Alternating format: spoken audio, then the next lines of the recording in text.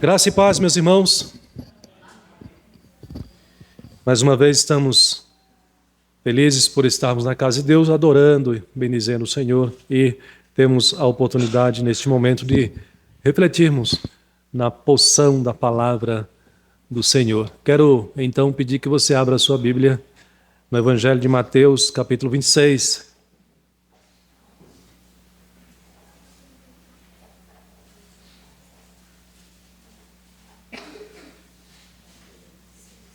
Mateus capítulo 26, e neste momento eu farei a leitura com você do versículo 17 apenas. Depois irei usar os outros versículos na exposição do sermão. Mateus capítulo 26, versículo 17. Queiram se colocar em pé para juntos fazermos em reverência a essa leitura da palavra do Senhor?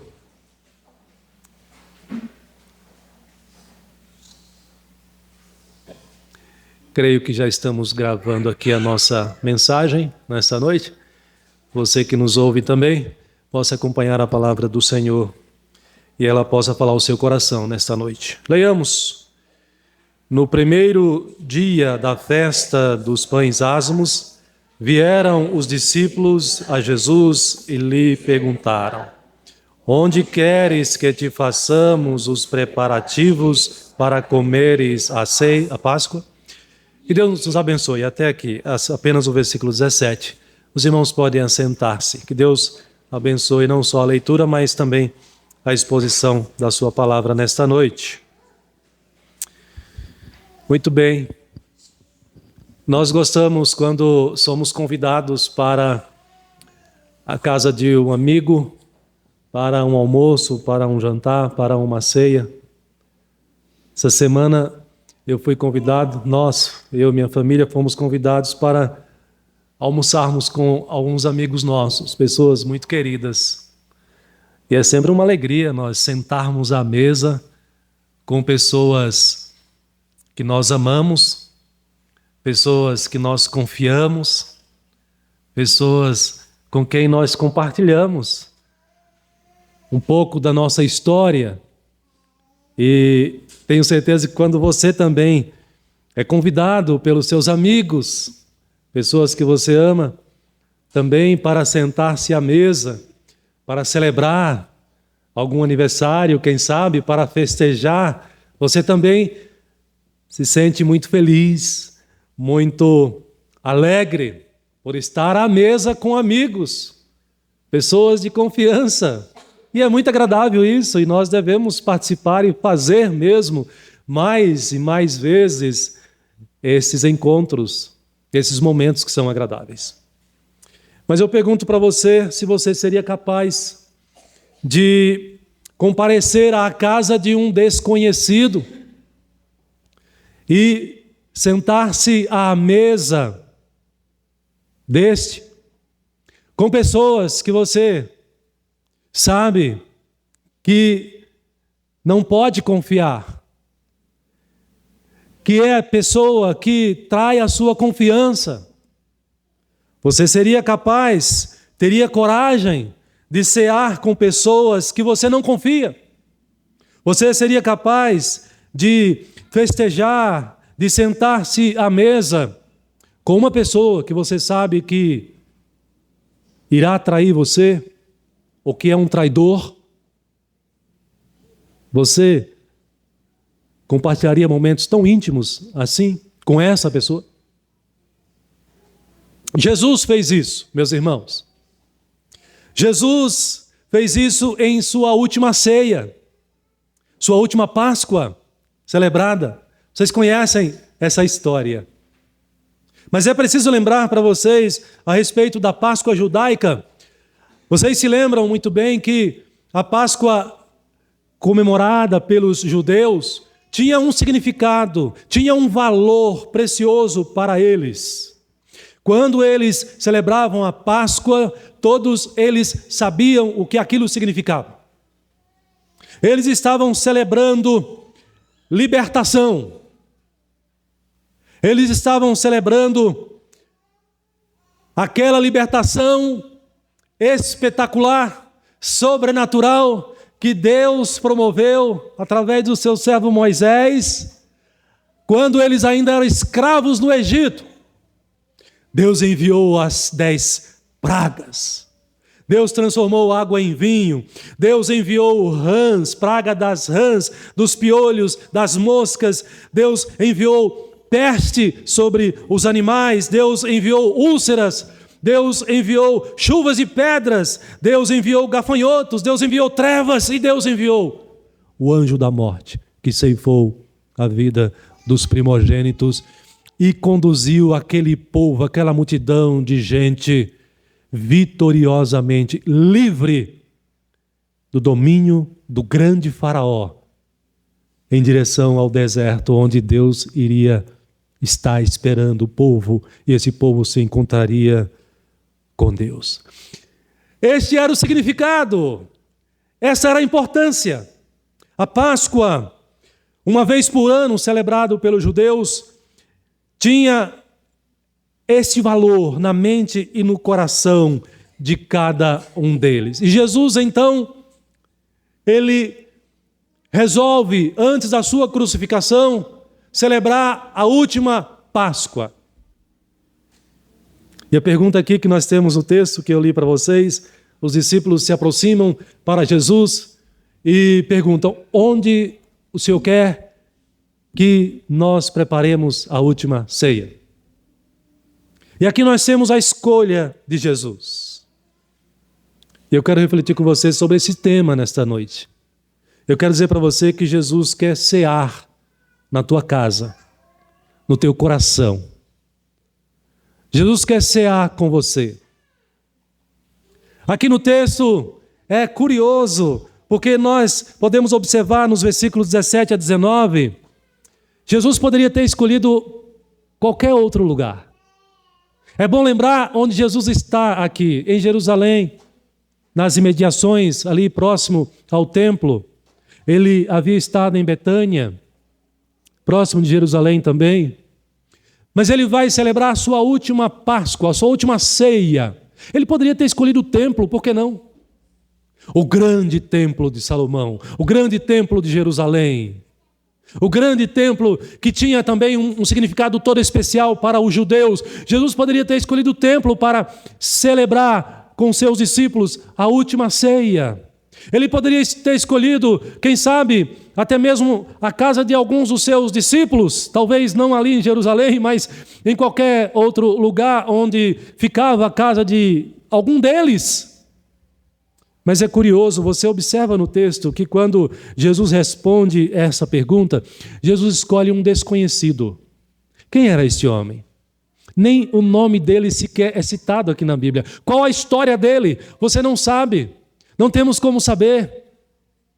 Qual a importância desse homem? Nós não sabemos. Olha a resposta de Jesus no versículo 18, ele diz: ide à cidade ter com certo homem. Não diz o nome do homem. Não diz a família do homem, não diz a procedência. É um homem qualquer. É um ser humano qualquer. Mas é com esse que Jesus quer cear. Na casa dele, Jesus quer cear. Na mesa dele, que Jesus quer cear. E Jesus manda os discípulos, então, ir ao encontro deste homem, no versículo 18. E dizei-lhe, o mestre manda dizer: o meu tempo está próximo, em tua casa celebrarei a Páscoa com os meus discípulos. Em tua casa celebrarei a Páscoa com os meus discípulos. A prerrogativa de escolha é de Jesus. Ele não foi influenciado pelos discípulos, ele não foi influenciado até mesmo por essa pessoa que o texto não diz quem é, não sabemos quem é esse homem aqui. O local, a casa foi escolhido por livre e espontânea vontade de Jesus. E observe que foi uma escolha consciente. Jesus não deu um tiro no escuro e acertou essa pessoa. Jesus sabia exatamente quem ele queria, a casa de quem ele queria escolher para celebrar a sua última Páscoa. Quando você lê esse mesmo texto, essa mesma narrativa lá no Evangelho de Lucas, Lucas vai dar mais alguns detalhes para nós que vai mostrar que Jesus sabia o que ele estava escolhendo. Lucas capítulo 22, versículo 7, vai dizer a resposta de Jesus para os discípulos, a mesma pergunta: onde o Senhor quer que nós preparemos a última ceia? E Jesus diz assim: então lhes explicou Jesus, lá em Lucas 22, 7. Ao entrardes na cidade, encontrareis um homem com um cântaro. Observe o detalhe, Jesus sabia o que ele estava fazendo.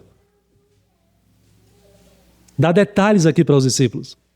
Vocês vão encontrar um homem com um cântaro de água, uma vasilha de água. Foi buscar água. Segue-o até a casa em que ele entrar. Este não era ainda o homem, era um servo do homem. E dizei ao dono da casa onde este homem entrar, onde esse servo entrar. O mestre manda perguntar-te: onde é o aposento no qual hei de comer a Páscoa com os meus discípulos? Na casa dele. E ele pergunta: onde? Em que espaço na tua casa? Em que local na tua casa? E Jesus, mesmo antes de ir àquela casa, conscientemente, sabendo a escolha que ele estava fazendo, ele dá outro detalhe interessante a respeito do interior daquela casa. Olha o que diz no versículo 12. Jesus diz que o dono daquela casa irá mostrar para os discípulos de Jesus, que vão preparar a ceia, a Páscoa, para eles celebrarem. Jesus diz: ele vos mostrará um espaçoso cenáculo mobiliado. Jesus sabia ou não sabia a escolha que ele estava fazendo? Ele tinha os detalhes ou não? Foi uma escolha consciente ou não? Claro que foi. Apesar do texto mostrar para nós, não dizer o nome desse homem, não dá o endereço, não dá referência, não dá histórico, mas Jesus sabia exatamente na casa de quem ele queria celebrar a sua última ceia. Vocês vão encontrar um espaço mobiliado e ali vocês irão fazer os preparativos. Meus irmãos, a escolha de Jesus foi esta. Jesus escolheu deixar a glória celestial e vir cear conosco neste mundo. Jesus escolheu deixar a presença perfeita do Pai e vir cear com pecadores como nós. Vir habitar em nossa casa, em nosso coração, em nossa mente. Foi uma escolha dele, foi uma decisão dele, e ele fez isso por livre e espontânea vontade, mas ele fez isso por amor a nós, porque ele quis fazer isso. E nós lemos na nossa liturgia aqui, João 10, 17, que ele tinha dado essa declaração quando ele decide vir cear no teu coração, na tua vida, na tua casa. Ele disse assim: o Pai me ama porque eu dou a minha vida para reassumir. Ninguém a tira de mim, pelo contrário, eu espontaneamente a dou. Tenho autoridade para a entregar e também para reavê-la. Este mandato recebi de meu Pai. Senhor, onde tu queres que nós preparemos a última ceia? Na casa deste homem que vocês encontrarão o servo dele com o cântaro, na casa onde ele entrar, ali vocês irão preparar essa ceia. Meus irmãos, Jesus escolheu a casa deste homem para cear.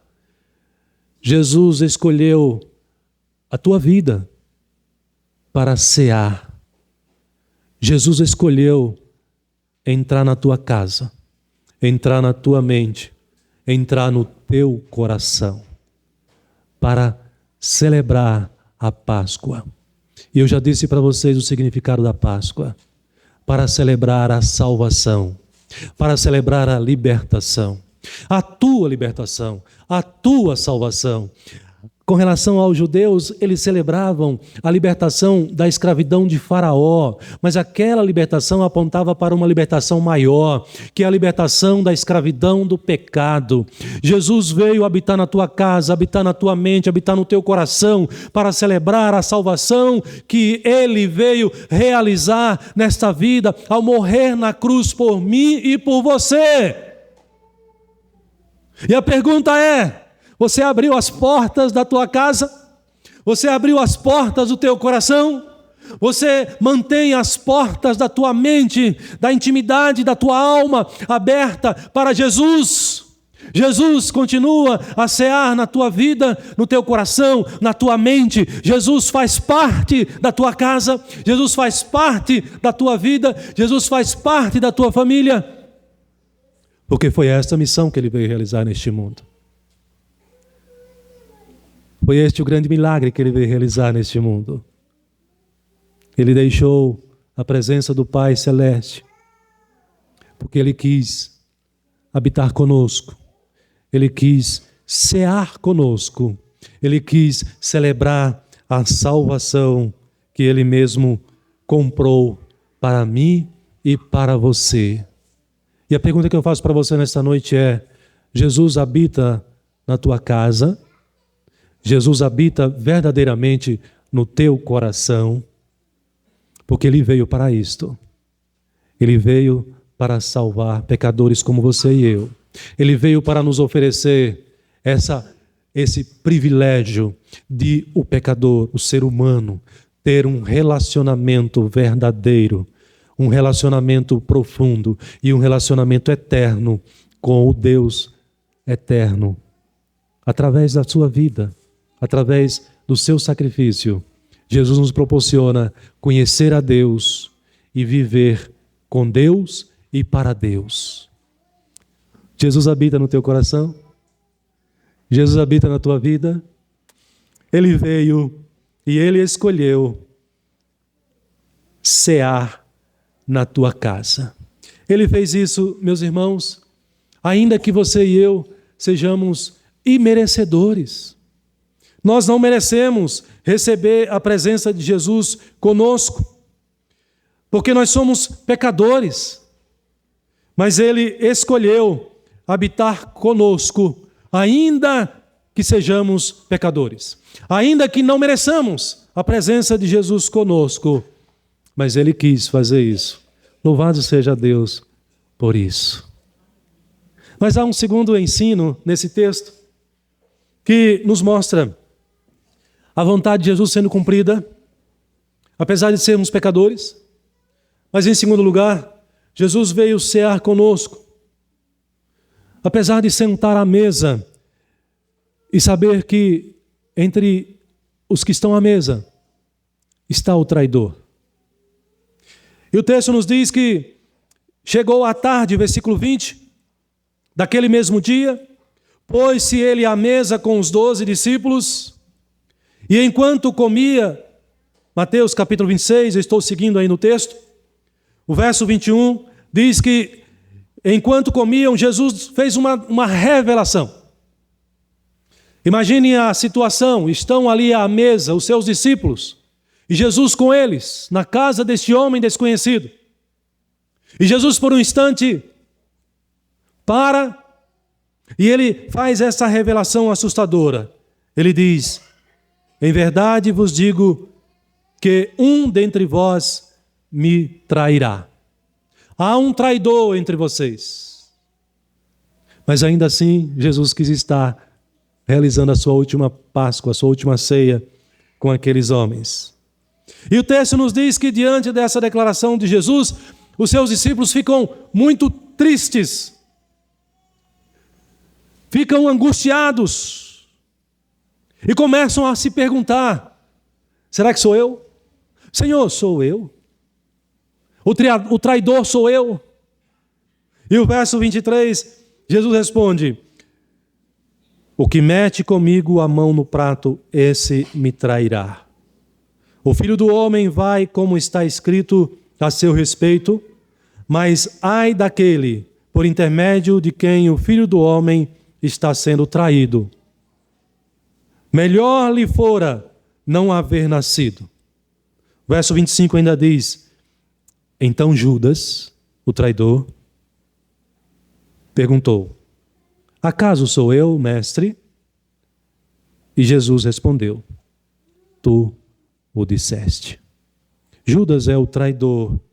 Judas é aquele que está entre os discípulos e Jesus se assenta à mesa para celebrar, fazer esta celebração tão importante, tão significativa.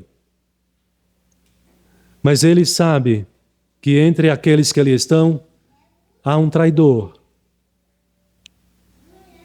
Jesus, meus irmãos, veio cear conosco, e ele quis cear conosco, mesmo sabendo que nós também éramos seus traidores. Meus queridos, a Judas aqui representa a nossa natureza pecaminosa.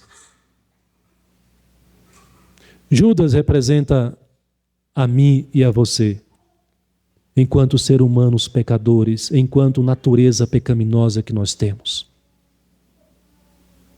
Jesus não desistiu de celebrar a sua última ceia, porque havia um traidor entre eles ali, naquele momento. Jesus não desistiu de mim e de você, porque também nós somos pecadores, e se somos pecadores, nós também somos traidores de Jesus. Porque a nossa natureza pecaminosa trai a vontade de Deus para as nossas vidas, que é de perfeição, que é de santidade, que é de pureza, que é de vida espiritual plena com o Senhor. Mas nós somos imperfeitos, nós somos pecadores. Mas ainda assim, Jesus diz: eu quero cear com você. Eu quero sentar à mesa com você. Meus irmãos, nós, quando lemos nos evangelhos a respeito da relação de Jesus com os seus discípulos, Mateus capítulo 26, aí um pouquinho antes, nós vemos a atitude de Judas como foi uma atitude maligna, como foi uma atitude assustadora. Ele resolveu entregar Jesus por 30 moedas de prata. Ele resolveu trair o mestre. O versículo 14 diz: então um dos 12, chamado Judas Iscariotes, indo ter com os principais sacerdotes, fez a seguinte proposta para o sumo sacerdote: o que você me dá em troca de eu entregar Jesus para você? Meus irmãos, Jesus conhecia Judas, assim como ele conhecia Pedro, João e todos os outros discípulos dele também. Jesus sabia o que se passava no coração de Judas, mas ainda assim ele não desistiu de Judas. Ele foi até a última ceia com Judas. Porque o Senhor Jesus, ele é misericordioso, ele é bondoso, ele é cheio de compaixão. Nós cantamos aqui nos nossos cânticos, exaltando a bondade, a misericórdia, a compaixão de Deus para conosco. Eu pergunto para você: você acha que você merece a salvação de Deus? Você acha que você merece o perdão de Deus? Você acha que você merece mais do que Judas? Não! Nós somos seres humanos pecadores terríveis. E se Deus nos entregar a nossa própria vontade, nós faremos coisas piores do que Judas. Saiba disso. Quando nós lemos a palavra de Deus em outros textos, o salmista vai dizer assim: eu nasci em iniquidade, em pecado me concebeu a minha mãe. Se você parar por alguns instantes agora e fazer uma autorreflexão sincera, honesta na sua vida, com respeito à sua vida, aos seus pecados, você vai ficar assustado, envergonhado com os pensamentos que nós tivemos no dia de hoje, com os desejos, as vontades que o nosso coração foi capaz de produzir no dia de hoje, porque nós somos imperfeitos e pecadores. Nós não merecemos mais do que Judas. Então, por que Jesus quis cear conosco? Mesmo sabendo que nós somos pecadores, como também Judas foi. Porque ele é misericordioso. Porque ele amou você e amou até a morte. Porque ele desejou libertar você do pecado, das trevas, da condenação, do sofrimento eterno. Então louvado seja o nosso Deus, louvado seja o Filho de Deus, porque decidiu, escolheu cear em nossa casa.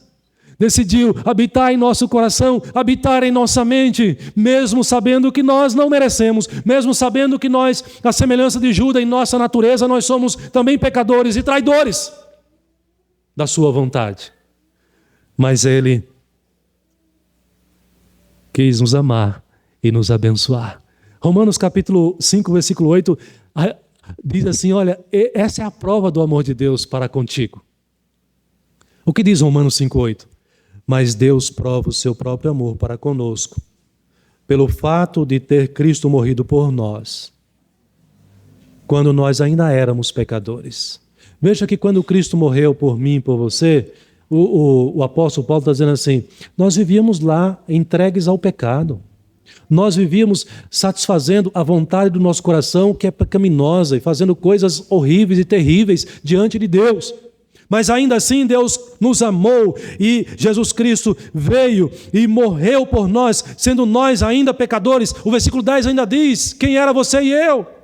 Quando Cristo veio morrer na cruz, quando Ele veio ao nosso encontro, quando Ele quis cear conosco, quando Ele quis habitar a nossa vida, ao nosso coração e mente, Paulo diz, porque nós éramos inimigos de Deus, mas Ele quis nos reconciliar com Deus. Ele quis nos reconciliar com Deus. Portanto, meus irmãos, em segundo lugar, Jesus quer sentar-se à tua mesa, mesmo sabendo que há traidores, mesmo sabendo que nós somos pecadores à semelhança de Judas, também traidores. Não é porque nós merecemos, não é pelo que nós fazemos ou deixamos de fazer, mas é pela sua misericórdia, pela sua bondade e pelo seu amor. Em terceiro lugar, esse texto ainda nos ajuda a entender a razão desta vinda de Jesus, desse desejo de Jesus de querer cear conosco e habitar em nosso coração, em nossa vida.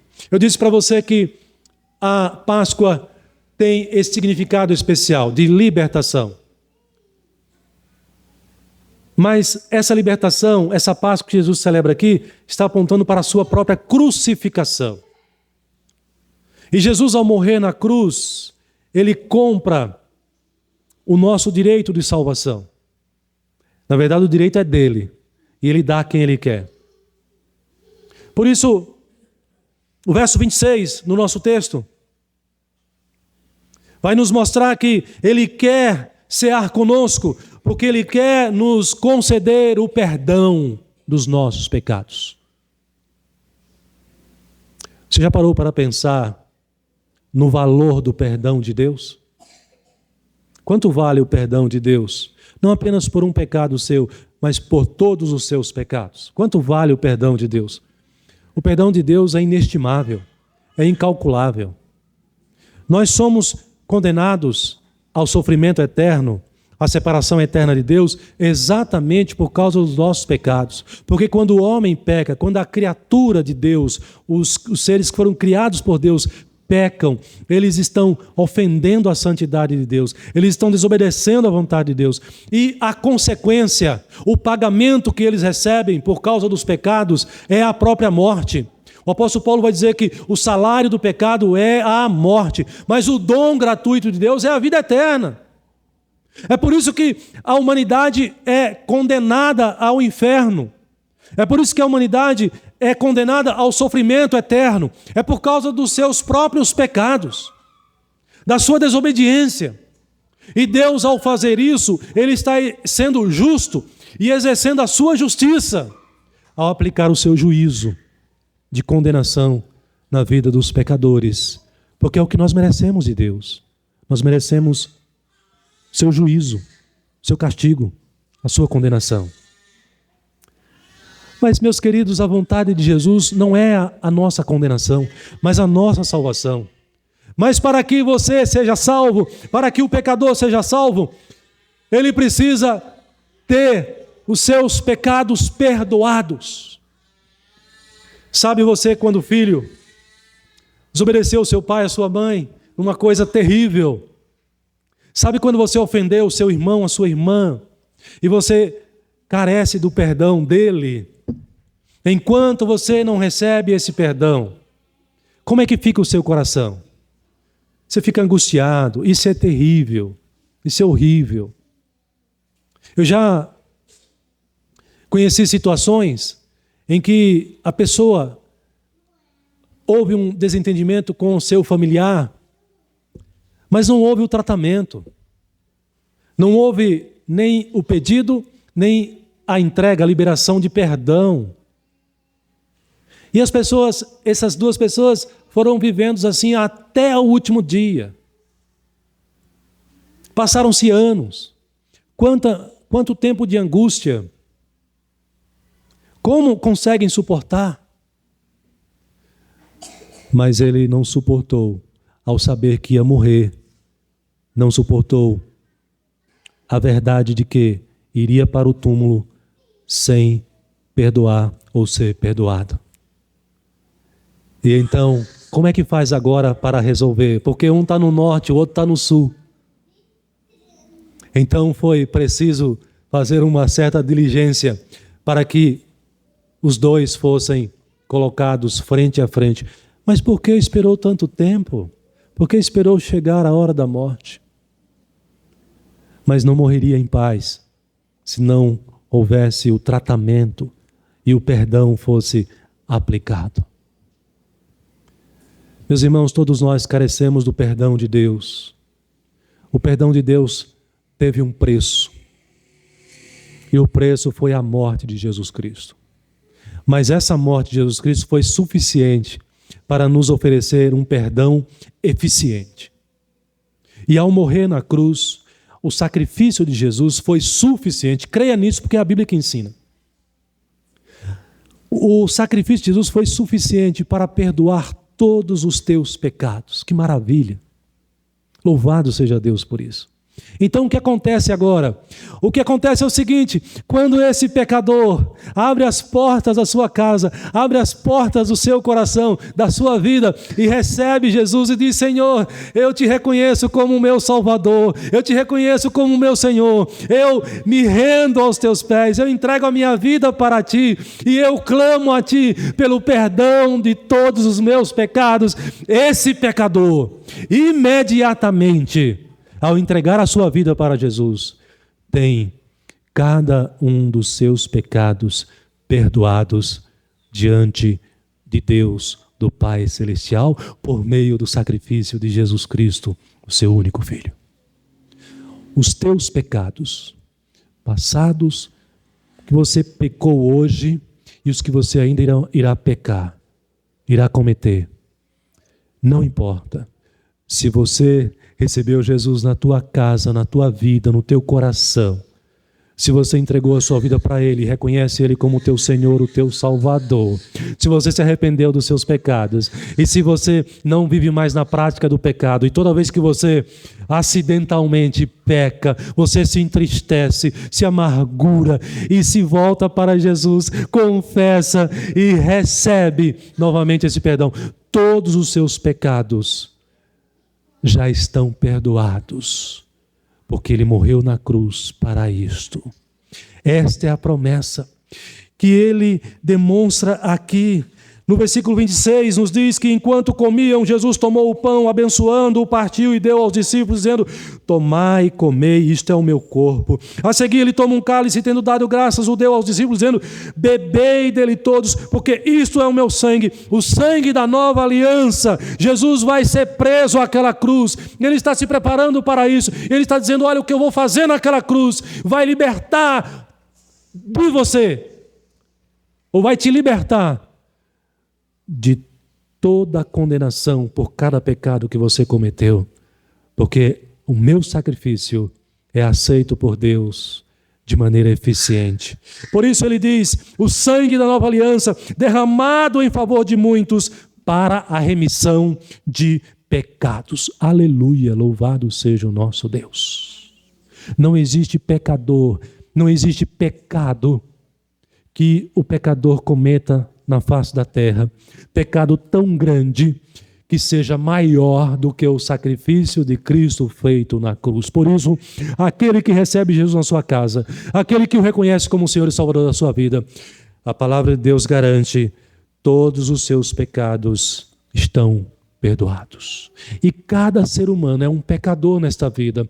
E cada pessoa carece, tem a necessidade de receber Jesus em sua vida, de receber Jesus em sua casa. É por isso que o apóstolo Paulo vai dizer que todos pecaram e carecem da glória de Deus. Então você que já recebeu Jesus em sua casa, você precisa olhar para as pessoas à sua volta e ver as pessoas que não vivem com Jesus, que não receberam Jesus na sua vida ainda, são miseráveis pecadores, que estão caminhando para a condenação eterna, para o sofrimento eterno. E você e eu precisamos olhar para as pessoas com compaixão, com misericórdia, olhar para a nossa vida e ver que recebemos já o perdão de Deus, a salvação em Cristo Jesus, e desejar que o mesmo aconteça com eles também. E pedir que Deus nos use poderosamente para alcançar cada uma dessas pessoas. Porque a palavra de Deus vai dizer que o salário do pecado é a morte, sim. Toda alma que pecar, certamente morrerá. Meus queridos, Jesus escolhe cear contigo. Jesus quer cear na tua casa e na tua vida, principalmente. E essa presença de Jesus em nossa casa e em nossa vida revela a graça de Deus, revela a bondade de Deus, revela a misericórdia de Deus, revela a compaixão de Deus, porque eu não merecia e Ele teve compaixão de mim e veio até mim. Revela a salvação graciosa, motivada pelo seu grande amor, o amor perdoador de Deus para comigo e para com você também. Jesus quer cear na tua casa, sim, e Ele quer demonstrar que o que Ele fez por mim e por você já foi suficiente. Você não precisa fazer mais nada a não ser crer nele. Você não precisa fazer obra nenhuma para ter a vida eterna, para ter a atenção de Deus. A única coisa que você precisa é receber Jesus na tua vida, é reconhecê-lo como Senhor e Salvador. E se você já fez isso, você agora serve a Ele, vive para Ele e vive trabalhando para o reino dEle, para a glória dEle. Aquele homem desconhecido não rejeitou o convite ou a proposta de Jesus. Os discípulos que chegaram antes de Jesus, do mestre, disse: olha, o mestre nos enviou. E ele pergunta: em que lugar na tua casa nós faremos os preparativos para a última ceia? E tudo indica, certamente, que o dono daquela casa, aquele homem, não pensou duas vezes. Mas ele deve ter dito: as portas estão abertas da minha casa. Entra, Senhor, na minha casa. Pode cear na minha casa. E ali Jesus celebra então essa grande festa, a festa da salvação, do perdão dos pecados, já simbolizado nos elementos da ceia, do pão e do cálice, o seu sacrifício na cruz, para dizer que todo aquele que o recebe tem os seus pecados perdoados e tem a vida eterna. Este é o caminho, queridos. Aliás, você conhece? Este é o único caminho. Todo ser humano está perdido sem Jesus, pois Ele mesmo diz: eu sou o caminho, a verdade e a vida. Aquele homem desconhecido abriu as portas da sua casa e recebeu Jesus. Diante da proposta de Jesus, o que você fez? O que você está fazendo? O que você fará? Já abriu as portas do teu coração? Da tua vida? Jesus já habita contigo? Jesus já ceia na tua casa, já ceia na tua vida, você já desfruta do seu maravilhoso perdão, da sua doce paz e da sua grandiosa e maravilhosa alegria da salvação. Que Deus te abençoe grandemente. E se você já é um desses que desfruta e ceia com o Senhor, que você seja um grande instrumento nas mãos de Deus para alcançar outros pecadores perdidos para o reino de Deus e para a glória do seu nome. Amém.